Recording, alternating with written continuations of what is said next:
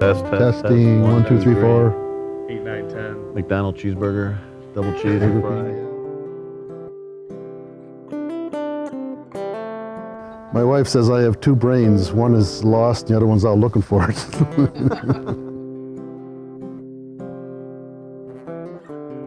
I got my intelligent glasses on today. Do I look smart?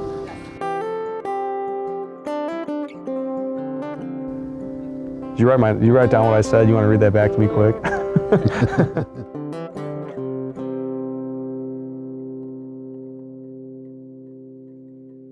I graduated high school. I didn't know what to do. I didn't think I wanted to go to college, so I decided that I would join the Navy. My brother-in-law had been in the Navy in the Second World War, and he told me his stories, and so it kind of piqued my interest in joining the Navy. So then I left my family and spent the next 3.5 years training and learning my trade. I became an electrician in the Navy. I look back at it a lot and see what I learned there was good.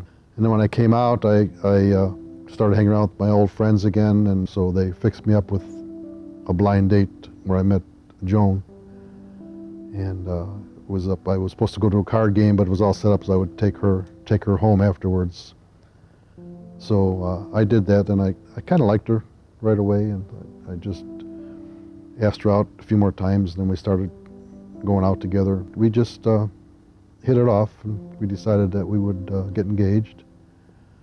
I took her to Calumet Park by Lake Michigan, and with a 6-pack of beer, I gave her a engagement ring, and she said, yeah, she'd marry me. So at that point, we got married in April, and I was of the thought that get married, live happily ever after, like Leave It to Beaver, I guess, world.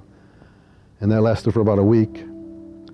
And realized that I'm living with somebody totally different than me, totally different thoughts, different personality, and so we had some struggles. And then our first child was born, and he was born brain damaged, so he never really developed, and he lived till he was 9. And then Joan got agoraphobia, where she was afraid to leave the house. So here was my dream of my perfect life was going into shattering. It was falling apart, and I didn't know what I could help my wife. I didn't know how to help my wife, and I had this child that wasn't doing so well. But Joan and I struggled for a lot of years, and then she was going to a psychiatrist, I think, and the lady behind us was a Christian lady, and she asked her to go out to Tolentine out here in the south suburbs, and there was a guy out there who could help her. Well, anyway, he prayed with her, and Joan got born again. So I watched her, and as she read the Bible, almost for 2 years, she read the Bible, but I could see a change in her that was good. I mean, I just watched her change, you know. So I think one day I was actually going fishing with a friend of mine for a trip to Wisconsin, and I got on the back porch, and she challenged me to accept Christ, you know, and I did. And that's when our life changed dramatically. He's the kind of dad, I mean, you can call on the spot. You know, I can be 30 miles away, I got a flat tire. In fact, we did that last year. We had a flat tire going to the lake, and he came out, and I mean, one of those things I just couldn't, I don't know, I was missing a jack part or something, but he came out and met us out there and helped us fix the tire. But I think all the kids would say that, you know, I mean, if you really needed something, he's always there for you. He has a relationship with, I think, with all our kids, with all the grandkids, is like, almost like being a parent. You know, I mean, he's very involved in their lives, you know. You know, even we've had some struggles with our kids growing up, you know, I mean, he's helped me through that, you know. But I mean, I totally trust him. I trust, you know, whatever he's telling me or giving me advice, you know. But I can always count on him, you know. I mean, especially with Kevin. Well, Kevin being the first, well, he was the second grandchild, but the first boy grandchild, and it's like starting your family all over again. I mean, I babysat for Kevin since he was he couldn't even walk, you know.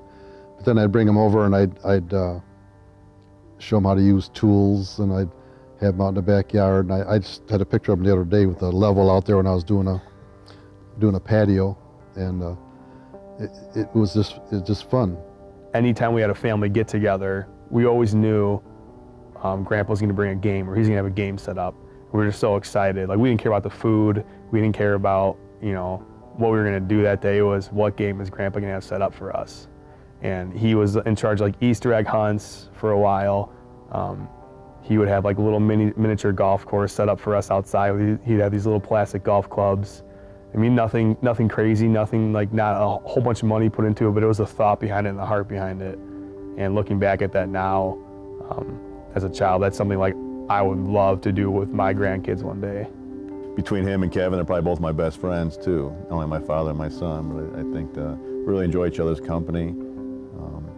You know, we learned a lot from each other, learned a lot, you know, growing up. And a lot of things that, you know, the way he's lived his life helped me to, you know, raise my family and do things with my kids the way the way I was taught. It's really important that my family, my children and grandchildren have a foundation in Christ, because it's going to be a rough world to live in.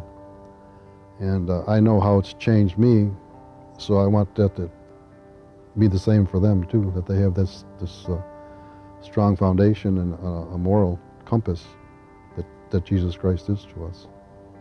I'm very happy and grateful that God saved me and my family. And so I don't know where we're going from here, but it's nice. I mean, it's been good. It's been very good.